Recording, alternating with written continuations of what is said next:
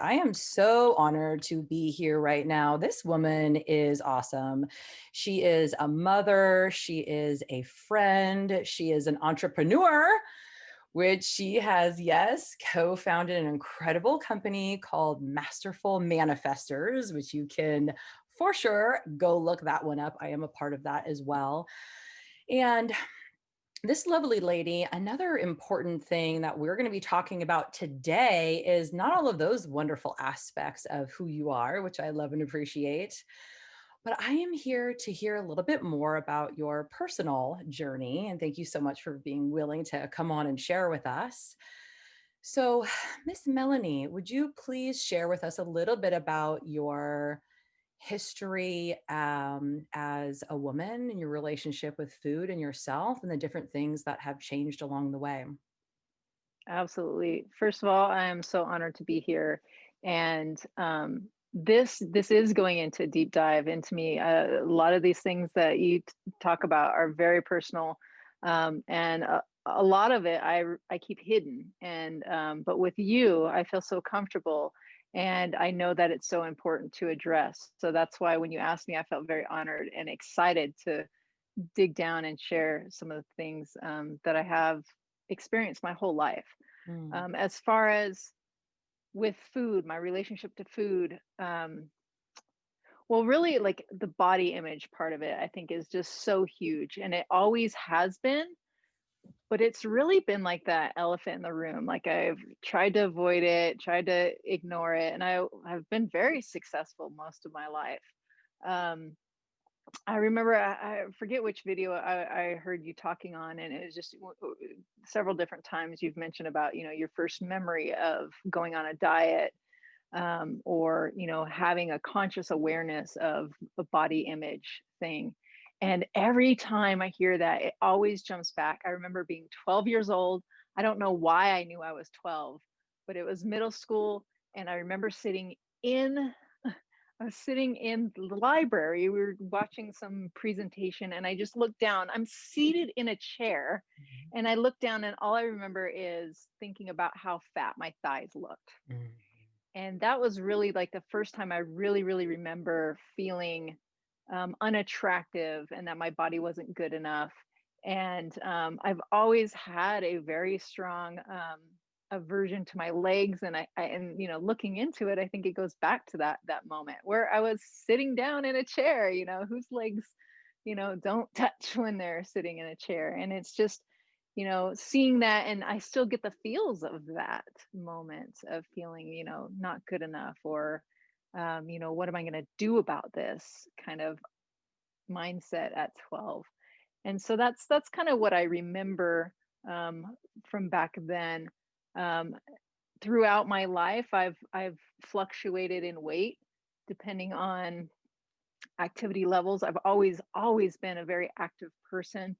Growing up, it was, hanging out with the boys, skateboarding around. I was always loved running, playing tennis.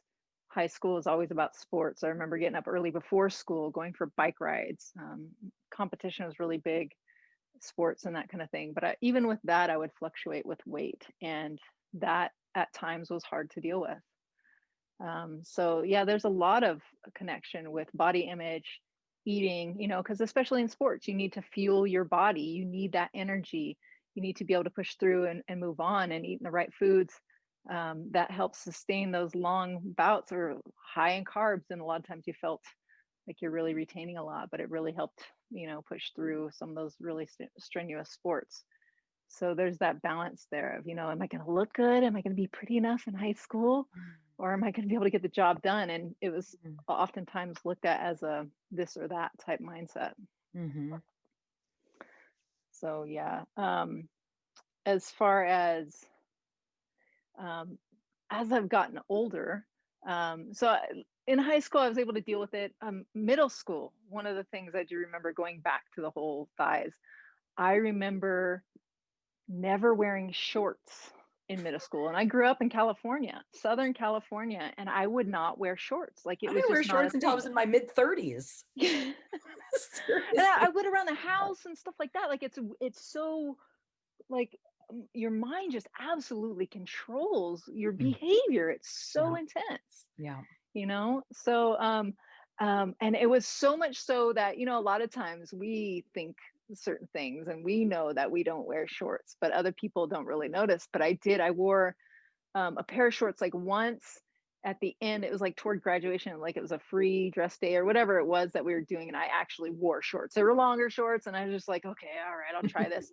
And everyone had a comment, like they noticed, and I'm like, oh, and that just made it worse.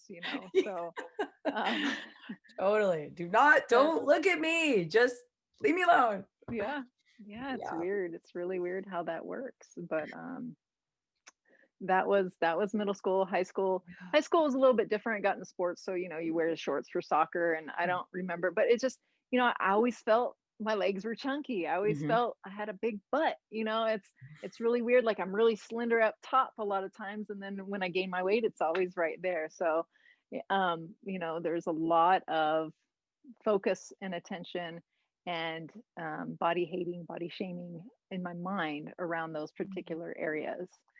And um, which was funny because then I chose sports that really used those muscles even more. So it was, I don't know, it's really weird. Um, so that was, then when I went into law enforcement, going through the academy, obviously there was a lot of running involved in that, and I trimmed down, and I really started enjoying more like weightlifting. I'm Mhm. very physical, kinesthetic type person. And so I really get in tune when I'm moving and when I'm doing things. Mhm. Probably why I'm so in tune with sports. Mhm. And the challenges of the academy, pushing yourself beyond what you think you can do, but you have someone motivating you in your ear, just Mhm. really helped, form that. And I felt stronger. I felt good. And that's really a real positive aspect of it, is getting in tune with those types of feelings of my body. That it wasn't so much about how it looked, it's about how it felt and performed on a much needed level. The sports were fun, but this, we're getting into an area where they're training you to be able to fight long term. So if you have to, they tell you the statistics for how long you should be able to suck in a lot of air and fend people off. So a lot of focus went on just the physical activity part of being healthy. And Yeah. so that was a nice shift in what we had going on there. But then, it got back into going working custody and eating the food that was there and gaining the weight, and then just it was a constant up and down from there. Once I moved up to Utah, got married, settled in, and really had a huge shift when I got pregnant. I went Mhm. from, we were running the business, I was highly active in it. We would travel a lot, and I'd help move a lot of stuff, to now I'm at home because I can't be around moving so much. And with the morning sickness, I would just eat. Like that was my cure for morning sickness. The Mhm. the fuller my tummy was and the greasier the food was, man, I was happy. And really that's all I thought about. Like that was, when you're that sick, you just like, I don't care. I'll, I don't I'll care. run it off later. Mm. Yep. And it's so funny, like the image that we have of ourselves, um, just maintained. So I would gain weight. I gained weight. I'd go to my doctor checkups. And of course you're going to gain weight while you're pregnant. Right. But I was gaining good. I was gaining really good. And I got on the scale one time, and I was just, for reference, when I first moved up to Utah, I was about 135. And so when I was pregnant and I got on the scale and I saw it going above 200, I told the doctor, don't tell me what it is. You can write it down. If it's over 200, I don't want to know. I just absolutely refused to look to know. I didn't want to know. Mhm. And that was a couple months even before I gave birth. So, um, and in my mind, I didn't feel like I had changed that much, Mhm. you know. So after I had the baby, it went down a little bit, went below the 200, but it pretty much maintained there for quite a while. And then 6 years later, I had another child, and same thing. I just told the doctor at that point, at 200, I don't want to know. And went there, and then I had my son, And then 5 months after I had my son, I was in a really bad car accident, which messed up my neck. Mm-hmm. And so it got even worse. I wasn't moving. You know, I had all the excuses lined up in the world not to do the things. And um, so that's where I was, and I just maintained there. And I didn't realize I had so much extra weight. You know, I just felt that the aches and pains were part of getting older, you know, Mm-hmm. and I just dealt with it. And, you know, and also with the accident too, it's like, oh, this is the way life is going to be. Right. So that was my mindset there. And it wasn't until I had done a fundraising event. A friend of mine had been diagnosed with breast cancer. And Mm-hmm. so she had actively been doing a fundraiser through a local cancer hospital. Mm-hmm. And she wasn't able to do it. So a group of us got together and did it. And in the photo, I realized, like, I was looking back at the photos of it. And when I looked at the photo of me in the picture, I finally saw myself as having all that extra weight on there. And I was like, whoa, you know, I didn't see it in the mirror every day.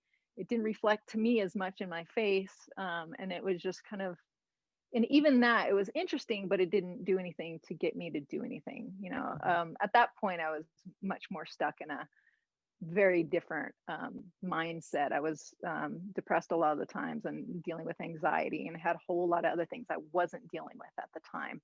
So even though I saw it, I still wasn't ready to address it. Mm-hmm. And it wasn't until I had my awakening to the whole mindset shift through someone sharing a motivational video with me on Facebook. She wasn't sharing it personally with me. She just posted on her timeline.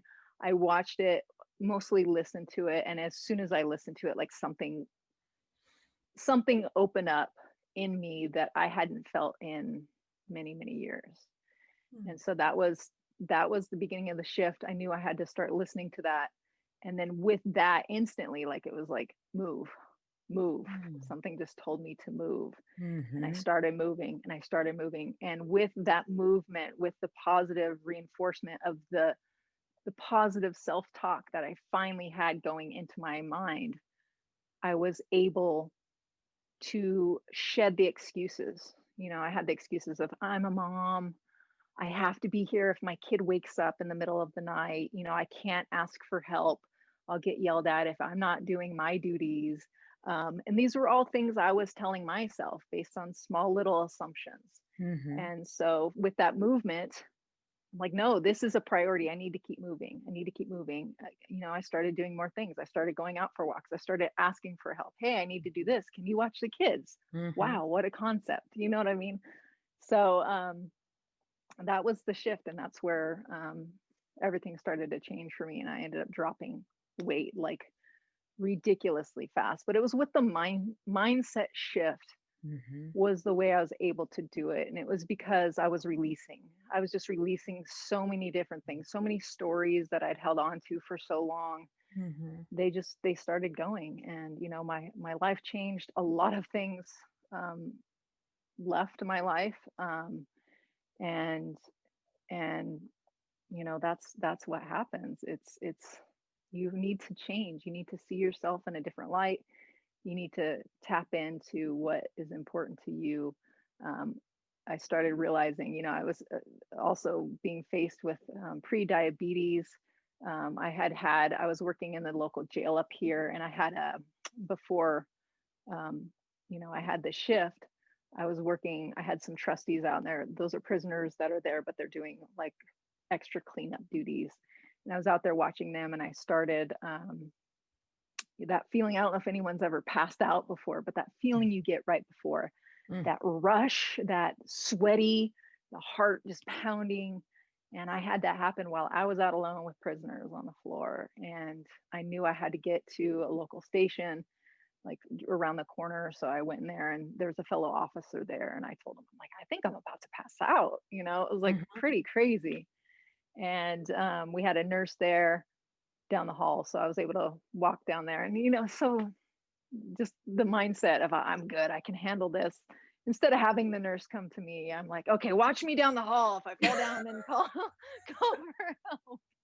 But like that whole walk, I'm sweating. It was like intense, but it came back to the pre-diabetes. Even though I was never diagnosed with diabetes, I was having some pretty strong ups and downs with my blood sugar, that were causing some, some pretty interesting situations like that. I had another time where I ended up doing yard work and I ended up in the ER, because of a very similar situation. So it had gotten, in my mind looking back, pretty severe, I think, for where I'm at now, So that's a bit about my journey. I don't know where, if you want to dive in anywhere or anything like that. I'm free to share any questions that you might have. Yeah, absolutely. Wow, thank you.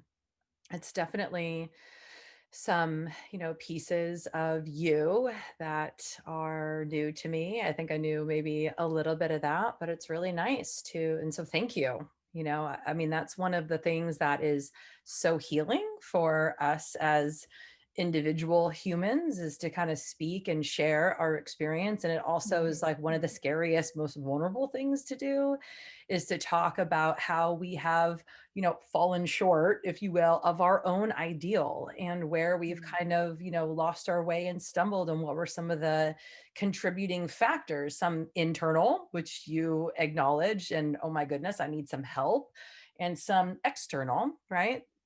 Things that happen in the way that we respond to that. And yes, thank you so much for sharing all of that.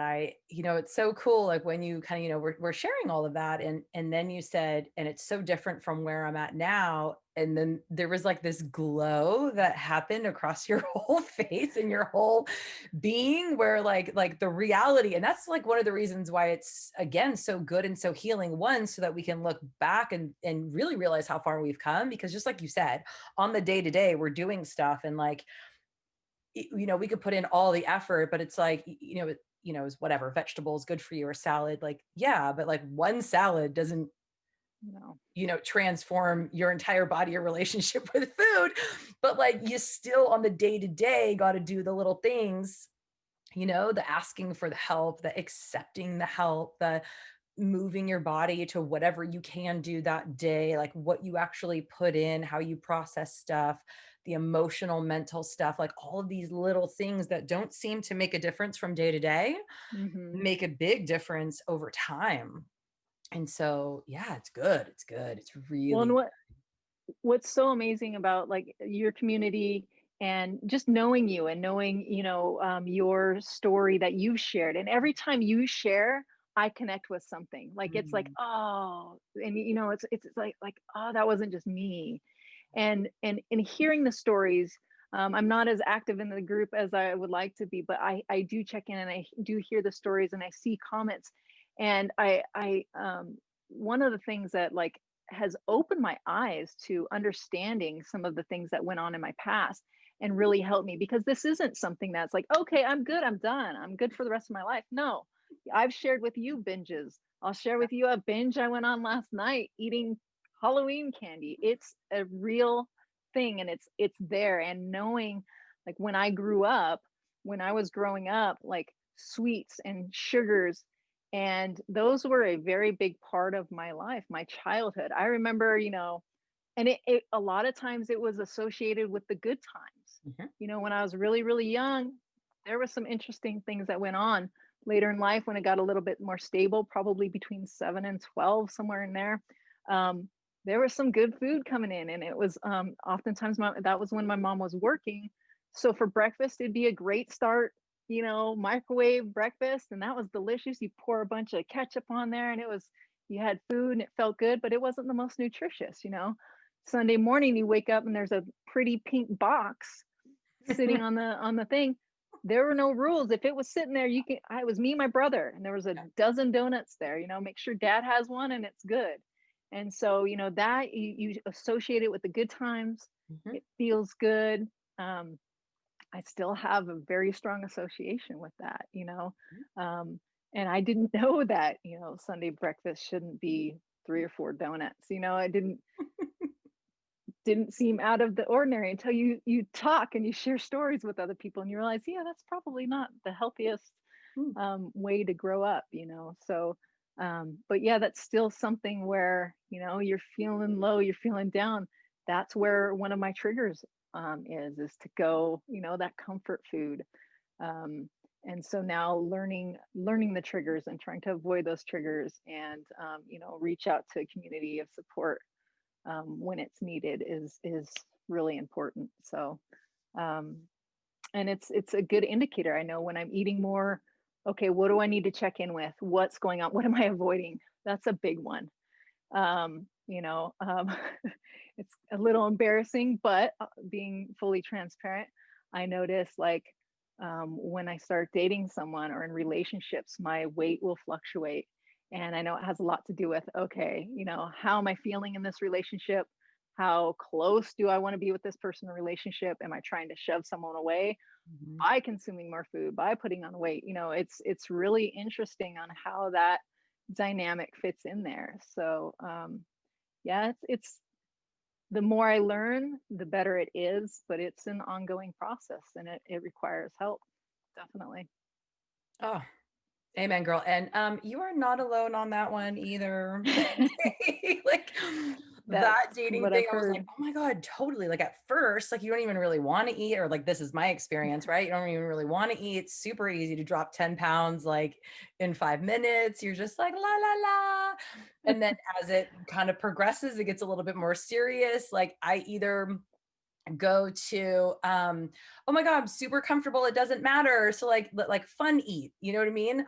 Or just like you said, it's like the, oh, I don't really know how to get out of this, and it's not really a conscious thought, right? Neither one of them are Mm, super mm-mm, conscious, but mm-mm. I have found looking back that subconsciously I will start to like not know how to communicate that this Yeah, isn't really like where I'm at, and like you hurt my feelings and I don't really know how to say it, and like that was weird, and then so I'll kind of start eating on the side to like shove the feelings down, and voila, I gain 10 pounds and they leave. I mean, that's not really what happens, right? And then I it's tell not, myself, but oh, yeah, it's because I gain weight. yeah, And then it's a reason to continue to beat myself up like I used to in the past. And it's like, yeah. wow, yeah, like having Mm. that realization is super helpful for being able to break the pattern, because that's what we want to do. I don't want to do that ever again. Thank you. Been Well, there. yeah, it's like when when I was going through separation before we got divorced. It's like, all right, well, this isn't working out. Finally the words came out and they were said, like, what's going on? Well, that was during my transformation. It's when I was discovering things about myself. It's when I was losing the weight. It's when I felt the best in my body ever. Hmm. And it was so funny because there was like within that time frame, like so much more attention from him. And in my mind, I'm like, well, yeah, now, because I'm attractive now. And that's what I was thinking. But Yeah. now looking back, I understand it was more about how I was showing up as myself, the whole Hmm. mindset shift that I had. Hmm. And I felt good about myself. Had nothing to do with, my look. But he would make comments that I hadn't heard in 20 years. So, I wasn't hearing it because he wasn't saying it. I was looking, I probably wasn't hearing it because I couldn't hear compliments before, if that made sense. Yeah. Oh, so uncomfortable. Yeah. It was uncomfortable for me to get a compliment. I Yeah. just, It's oh. still hard. Yeah. Yeah. That's interesting. Yeah.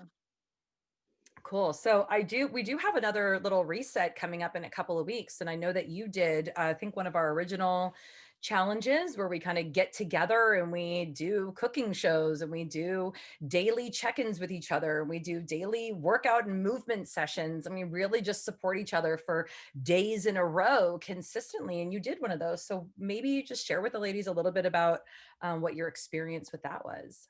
Yes, absolutely. Super happy you asked about that. Um, so in the reset, what I was doing, I was running. I'm love running. I love jogging, walking fast, that kind of thing. I'm not a real strong runner, but during that reset, I was so focused on my workouts and the eating. You really helped with me with meal planning. I still um, didn't have much concept of when to eat, how to eat, what to eat. And so you really helped with that to really break it down. You worked with me because of the extra calories I was burning as well. And so when I was doing that, I was feeling really, really good in my runs. And I really had this breakthrough of I'm a runner. that was just a belief system that I was not a runner. So I started looking at that. And then really started pushing myself with my runs. And I noticed that with the eating right and really feeling my body, I could tell on days that I didn't comply with it, my runs weren't as good. So Mhm. like with that, it just really helped um, connect me back to one of the things that I love doing and really help open up my eyes and push me forward into that. So that was one aspect that was just a beautiful, wonderful, opened up my awareness to that. I love all the support and the coming together. But and then just helping, reaching out to you, or I don't even think I reached out to you. You noticed me talking about the runs that I was doing and the different things I was doing. You're like, hey, you might need to do this. So you got with me. And that was really just, you're really in tune there. And that really helped a lot. So yeah, to just kind of shift the mindset off of, um, you know, this is how it has to be done in my mind. Because, to me, if there's a program, okay, I'll follow the rules. It's kind of how I've been trained over my life. Just follow along. And then, no, okay, no, you got to adjust. So that's just, it's helped me a tremendous amount. Awesome. Yeah, because there are diets and diets do work if you know, are this one person and follow them like that. But the Hmm. reality is anything that's going to be sustainable or long term has to kind of be a little personalized, right? Like Hmm. we're different. We have different levels of activity, different age, different preferences, all of that kind of stuff. So it's always The absolutely important to bring our own self to it. Yeah, and the cooking helped so much too. I love seeing colorful foods, different ways to cook them, and because again, I'll have chicken, I'll have broccoli, I have a little bit of rice, and I'll have some oatmeal, a little bit of oatmeal in the morning, and I'd have my set things. I think that was for the longest time. It was just like I'm gonna have my set things, and it's like watching the cooking. I was like, oh, well, that seems pretty easy to make now that I see it being done. So that was super helpful as well. Yeah, we get it on all levels. And then, of course, we have the hypnosis session too. So, did Yes, you listen to that along the way? And I did. I didn't listen to it enough, but I love hearing your voice. I love like it's soothing. It's one of the things I think with me loving movement and going here and going there and having big plans and a lot of the things I really enjoy doing. I don't take the time to just sit and be quiet. I've learned how to meditate through Marion's help. She's in the group, and so that's been helpful. And then with the hypnosis, it helps guide me, and Mhm. it really puts me into that in between zone where I can just relax. And I don't get that enough. So with the hypnosis, it's a beautiful gift Mhm. that you give. And through I believe it was in Masterful Manifestors you shared the first time you did that. I was lucky, somehow it worked out where I got to partake one-on-one with you, and Mhm. just feeling that was just so relaxing. And it just helped complete part of me, if that makes sense. Like it just helped fill that void.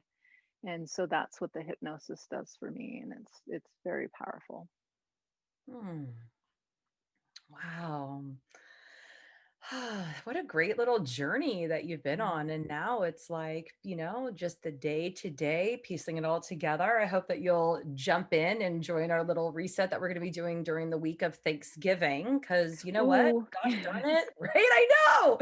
Like, when do we need the most help? The entire week of Thanksgiving. Thank you. Yes, yes. Even during the COVID craziness, like we are going to be here supporting each other. And yeah, I'm really looking forward to that little journey. And oh, thank you so much. If anyone's like, inspired by you, which if they're watching, they are, can they reach out to you personally? Are you okay with that? Oh, of course, definitely, definitely. Yes. Yeah. So I tagged you in the post up there. So if anyone wants to reach out, ask Melanie other questions or get her support, she's definitely here for us. I mean, that's, we're here for each other. So it's really beautiful. It's a Ah, wonderful community. really is. right? I Yeah. mean, just so positive and inspiring, honoring the past because we all have that kind of Mm. stuff that we bring to the table. And then also going, okay, and now what? Yes. Yes. Absolutely. Totally. Beautiful. All right, Mel, you are an angel. Thank you so much for your time and for showing up and for your vulnerability and honesty with us here today. Thank you for letting me share. This is something, it feels good to get it out. So thank you very much for the opportunity.